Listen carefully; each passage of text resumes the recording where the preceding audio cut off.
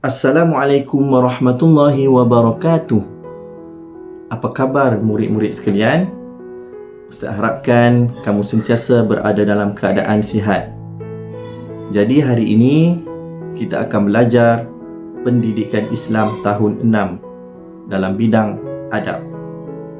Jadi diminta kepada murid-murid untuk membuka buku teks masing-masing di muka surat 183. Hari ini kita akan tengok, kita akan belajar pada tajuk Hargailah Alam. Okey, sebelum tu Ustaz nak tanya, alam tu apa? Jawapannya adalah alam ialah yang berada di sekitar kita ni. Contoh di belakang ni. Tengok, cantik kan? Alam sekitar ciptaan Allah Subhanahu Wa Taala. Allah jadikan alam sekitar adalah untuk kita dan untuk makhluk-makhluk Allah yang ada di muka bumi ini. Jadi sebagai makhluk, sebagai hamba Allah, kita patut bersyukur kepada Allah kerana menciptakan alam sekitar yang indah dan cantik ini. Hargailah alam yang ada kerana setiap apa yang Allah ciptakan ada faedah dan manfaatnya kepada kita. Dan kita sebagai makhluk, sebagai manusia, sangat bergantung kepada alam sekitar ni untuk kita hidup. Okey, baik. Jadi masing-masing kita tengok kepada pelajaran kita, kepada buku teks kita pada muka surat 183. Kita akan baca sama-sama. Okey, perhatikan dan fikirkan. Alam sekitar ialah semua sumber alam ciptaan Allah seperti sungai, lautan, tumbuh-tumbuhan, udara dan sebagainya.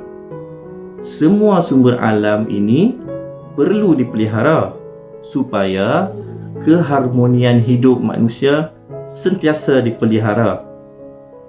Jadi kat sini dia bagi tahu alam adalah ciptaan Allah Subhanahu Wa Taala. Contoh dia apa? Contoh yang kita dapat lihat di muka bumi ni seperti sungai, lautan, tumbuh-tumbuhan, udara dan sebagainya.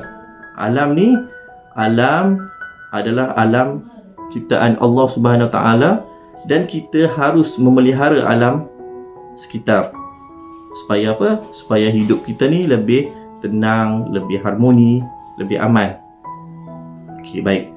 Apakah perasaan kamu apabila melihat situasi sebegini? Ditanya kita, apakah perasaan kita kalau kita tengok situasi macam ni, yang dalam gambar ni. Dalam gambar tu ada orang sedang mengutip sampah. Tujuan dia apa? Untuk membersihkan alam sekitar. Apa perasaan kamu? Sudah semestinya kita rasa gembira. Sebab apa? Sebab ada orang yang tolong bersihkan alam sekitar. Yang mana ada sampah, ada orang tolong pungut sampah. Jadi perasaan kita memang perasaan gembira lah. Dan kita seronok melihat alam yang bersih. Sebab sifat semula jadi manusia ni suka dan seronok tengok keindahan, kecantikan. Sebab tu kesemua kita bertanggungjawab untuk menjaga alam sekitar kita ni. Sebab kita nak tengok alam kita ni baik, cantik. Sebab Allah tu cantik, Allah tu indah, Allah suka kepada kecantikan, keindahan. Jadi kita sebagai manusia haruslah menjaga alam ini sebab kita nak tengok keindahan. Okey, baik. Seterusnya kita ke muka surat yang sebelah. Adab terhadap alam sekitar. Kita nak tengok apakah adab terhadap alam sekitar. Okey, yang pertama, mengawal aktiviti pelepasan asap daripada kilang atau kenderaan yang mengandungi bahan kimia berbahaya seperti menggunakan alat kawalan pencemaran udara. Jadi yang pertama, kita sebagai manusia yang ada di muka bumi ini, kita kena kawal asap-asap yang ada di kenderaan kita, di kilang-kilang. Yang mana yang pemilik kilang tu kena fikirlah macam mana nak kawal asap daripada berlakunya pencemaran. Seperti apa? Seperti membuat serombong yang tinggi supaya asap tu dia dapat lepas jauh sikit. Macam tu juga dengan kenderaan yang kita naiki. Jadi kita kena kawal lah supaya tidak berlaku pencemaran udara yang boleh menyebabkan bahan kimia yang boleh menyebabkan kesihatan kita terjejas. Itu yang pertama, kena kawal pelepasan asap.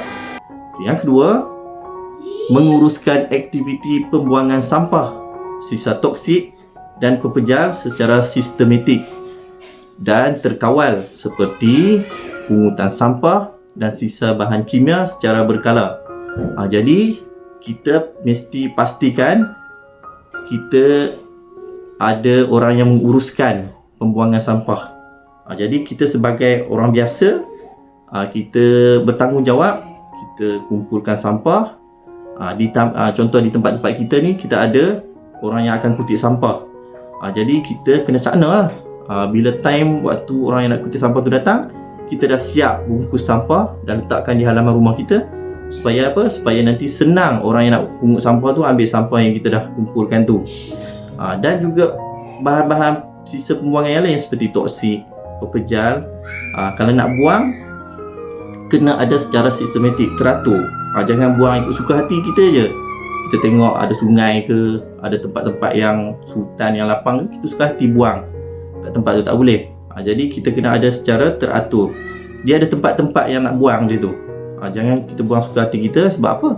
Sebab dengan sifat kita yang kurang bertanggungjawab ni, kita akan boleh menyebabkan pencemaran sungai, udara.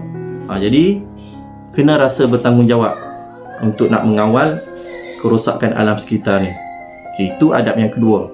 Adab yang ketiga ialah mengawal aktiviti penebangan pokok supaya dilakukan secara terancang dan terkawal.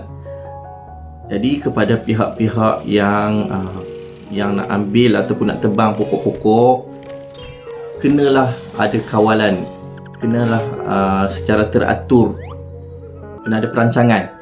Tak boleh ikut suka hati kita je nak tengok mana-mana pokok yang ada kita nak tebang. Contoh, kalau kat bukit-bukit tu banyak pokok-pokok, kalau kita tebang semua pokok tu, apa akan jadi kepada bukit tu? Sebab itulah berlakunya hakisan tanah, keruntuhan tanah. Sebab apa? Sebab pokok dah semakin hilang. Orang panggil bukit dah semakin botak kan. Jadi berlakulah banjir. Sebab tu sekarang ni kita tengok banjir ni berlaku kat mana-mana tempat. Antaranya ialah sebab kita ni lah, kita manusia ni, kita tak kawal. Ikut suka hati kita je buang, kita tebang pokok. Demi apa? Demi kepentingan duit. Kita nak mengejar duit. Bila kita tebang pokok, orang tu boleh jual pokok tu, boleh buat kayu, dia jual kayu tu, boleh dapat duit banyak. Disebabkan duit tu kita abaikan, kita tak kawal, kita cemarkan udara kita ni. Itu sikap yang tidak bertanggungjawab lah. Jadi kalau orang tu dia nak tebang pokok, kita kena ada perancangan. Tak boleh tebang ikut suka hati kita, tak boleh. Kena ada kawalan. Itu adab yang ketiga. Jadi seterusnya kita tengok kepentingan terhadap alam sekitar. Penting ke kita nak jaga alam sekitar ni? Okey, jadi di sini disebut yang pertama, dapat menikmati udara segar. Bila kita jaga adab, kita jaga alam sekitar ni, kita sendiri yang akan dapat rasa nikmat udara yang segar. Cuba bayangkan kalau kita tak jaga alam sekitar ni, asap tercemar, sungai tercemar, kita dapat tak nak nikmati udara yang segar? Semestinya kita tak dapat. Kita akan dapat udara yang kotor. Bila kotor, kita akan dapat penyakit. Ini untuk kita juga. Sebab tu kita sendiri kena jaga, kena kawal. Okey, kepentingan yang kedua, menjamin kesejahteraan dan kesihatan. Kesihatan kita pun baik, hidup kita pun sejahtera. Okey, yang ketiga, keseimbangan alam terpelihara. Jadi alam kita pun terpelihara disebabkan kita ni jaga alam sekitar. Yang keempat, meningkatkan sumber pendapatan. Bila alam kita jaga, pokok kita kawal, tebang dengan baik, jadi sumber pendapatan ataupun ekonomi kita pun semakin terjagalah. Sebab alam kita baik, alam kita indah. Kalau kita tak kawal, kita punya pendapatan terjejas. Sebab apa? Sebab sungai kotor, macam mana nak tangkap ikan. Lepas tu bila kita buang sampah ataupun buang sisa toksik yang boleh menyebabkan sungai tu tercemar, jadi ikan-ikan tu boleh mati kan, termakan racun ke dan sebagainya. Jadi kita juga yang akan ambil faedah, yang akan untung kalau kita jaga alam sekitar ni, sebab kita sendiri yang akan menikmati hasil daripada penjagaan alam sekitar tersebut. Okey, yang terakhir, habitat flora dan fauna kekal terpelihara. Flora ni tumbuh-tumbuhan, fauna ni binatang. Jadi segala kehidupan tumbuh-tumbuhan dan binatang sentiasa kekal terpelihara. Itulah kepentingan kita menjaga alam sekitar. Jadi penting tak jaga alam sekitar ni? Sangat-sangat penting. Jadi yang seterusnya kita tengok di muka surat 186. Ini nak bagi tahu tentang akibat mengabaikan adab terhadap alam sekitar. Jadi kalau kita ni tak menjaga alam sekitar, apakah akibat yang kita akan tanggung daripada pencemaran ataupun daripada ketidakambil pedulian kita terhadap alam sekitar kita ini? Apa akan berlaku? Okey, kat sini dia ada perbualan dua orang. Jadi kita tak bacalah perbualan ni, kamu boleh baca sendiri. Yang pentingnya Ustaz nak kamu tengok, poin yang pentingnya adalah kita tengok akibat dia. Yang warna gelap sikit tu. Okey, kita baca akibat dia. Keadaan ini mengakibatkan berlakunya pelbagai masalah alam sekitar. Antaranya ialah, apa akibat yang pertama? Akibat yang pertama, ketidakstabilan alam. Bila kita tidak menjaga alam sekitar kita ni jadi tak stabil. Tak stabil ni maksudnya tak menentu. Tak menentu ni lebih kepada tercemarlah dengan berlaku gempa bumi, banjir dan pelbagai lagi lah pencemaran yang berlaku ataupun bencana alam yang berlaku. Akibat yang kedua adalah pencemaran udara. Jadi bila kita tak menjaga alam sekitar dengan baik, udara kita semakin tercemar, udara kita semakin kotor, lapisan ozon kita semakin nipis. Bila udara kita tercemar, kita sendiri akan mendapat pelbagai penyakit. Lepas tu kehidupan kita pun terancam lah, tak sihat. Okey, itu yang kedua, pencemaran udara. Yang ketiga, pencemaran air. Manakala di air pula, sama ada di laut, di sungai, kehidupan-kehidupan yang berada di dalam air itu akan rosak. Contoh, sampah dibuang merata-rata tempat. Jadi bila jadi sampah terkumpul di dalam sungai ataupun di laut tu, jadi berlakulah pencemaran air. Ada yang buang sisa-sisa toksik yang boleh mengakibatkan bila binatang ataupun ikan-ikan yang makan dalam tu, bila dimakan boleh mengakibatkan binatang tu mati. Kita juga yang rugi. Sebab apa? Sebab kita yang nak ambil faedah daripada kehidupan yang berada dalam air tu, tapi kita sendiri yang merosakkan air tersebut. Jadi boleh mematikan kehidupan yang ada di dalam air. Itu akibat yang ketiga. Akibat yang keempat, kepupusan habitat dan hidupan. Jadi akibat yang akan kita terima kalau kita tak jaga alam sekitar, kehidupan binatang, tumbuh-tumbuhan, kehidupan yang berada di dalam muka bumi ini semakin pupus. Sebab apa? Sebab mereka pun tercemar. Bila tercemar, binatang-binatang ni akan dapat berbagai penyakit dan boleh mengakibatkan binatang-binatang ni pun akan mati disebabkan pencemaran ataupun bencana alam yang berlaku di muka bumi ni. Itu akibat yang keempat. Akibat yang kelima, pendapatan penduduk terjejas. Jadi ekonomi kita pun semakin merudum, semakin terjejas. Sebab apa? Sebab ialah habis berlaku bencana alam, banjir. Jadi bila berlaku bencana-bencana alam, banjir, pencemaran yang berlaku, jadi kita punya pendapatan ataupun ekonomi kita pun semakin merosot. Itu akibat yang kelima. Okey, akibat yang terakhir, hakisan tanah. Ini berlaku. Akibat yang kelima, yang terakhir adalah bila kita tak jaga alam sekitar kita, berlakulah bencana alam seperti hakisan tanah tu semakin terhakis disebabkan pokok-pokok kita tebang ikut suka hati kita. Jadi bila tidak ada pokok-pokok yang pokok ni adalah sebagai penahan ataupun sebagai akar, akar dia nak tahan dia punya tanah-tanah tu supaya tidak berlaku kehakisan tanah. Sebab tu bukit-bukit kita tengok sekarang ni, bukit-bukit yang mana bukit yang hijau, masih hijau, tak dicemari, tak ditebang pokok-pokok dia, kita tengok bukit semakin cantik. Dia berada dalam keadaan baik. Sebab apa? Sebab kita tak pergi usik dia lagi. Tapi cuba tengok kalau kita dah usik bukit tu, kita dah tebang, kita tak kawal penebangan tu, apa akan berlaku pada bukit tu? Sebab tu sekarang ni banyak kita dengar berlakunya bencana hakisan tanah, tanah runtuh kat mana-mana tempat. Sebab apa? Sebab kita sendiri, tangan kita sendiri yang melakukan tu. Kita tak jaga alam sekitar kita. Jadi kita lah kena terima akibat dia. Okey, jadi firman Allah Subhanahu Wa Taala, wala tufsidu fil ardi ba'da islahiha. Ini surah Al-A'raf. Allah sebut, maksudnya, dan janganlah kamu berbuat kerosakan di bumi sesudah Allah menyediakan segala yang membawa kebaikan padanya. Jadi salah siapa? Salah manusia tu sendiri.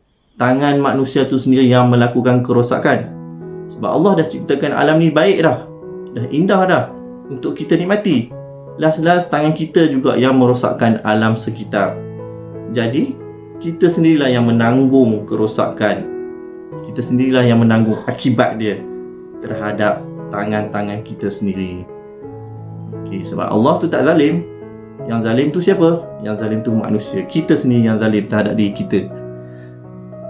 So rumusan dia, adab terhadap alam sekitar perlu diamalkan supaya kelestarian alam terus terpelihara.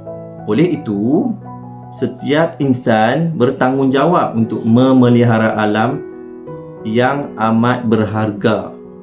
Jadi rumusan dia yang kita dah belajar tentang adab alam sekitar ini adalah kita sebagai manusia perlu mengambil tanggungjawab. Kita tak boleh letakkan kesalahan ataupun tanggungjawab ni kepada orang lain.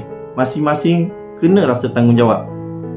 Bila masing-masing bertanggungjawab, barulah alam sekitar kita ni akan terpelihara. Barulah kita dapat mengelakkan daripada berlakunya kejadian-kejadian ataupun akibat ataupun pencemaran-pencemaran alam. Jadi setiap manusia perlu bertanggungjawab untuk memelihara. Musnah tak ada dah ganti. Mungkin kalau betul-betul hancur, kita pun dah tak boleh nak duduk kat dunia ni. Kita nak duduk kat mana lagi? Sebab semua alam dah rosak. Pokok pun dah tak ada, sungai pun dah tercemar, laut pun dah rosak, udara pun semakin tercemar. Jadi kita nak duduk di mana lagi? Masing-masing mendapat penyakit, masing-masing tak sihat. Jadi sebagai manusia perlu amalkan, dia kata perlu tahu dan amalkan adab ataupun kita kena tahu peraturan-peraturan alam sekitar ni supaya apa? Supaya alam sekitar ni terjamin dan terpelihara. Jadi Ustaz rasa setakat tu dulu pelajaran kita pada hari ini. Diharapkan kamu semua dapat mengambil manfaat dan kamu dapat mengamalkan apa yang kita dah belajar pada hari ini. Semoga kamu semua berada dalam keadaan baik dan sentiasa sihat sejahtera. Jadi Assalamualaikum warahmatullahi wabarakatuh. Jumpa lagi.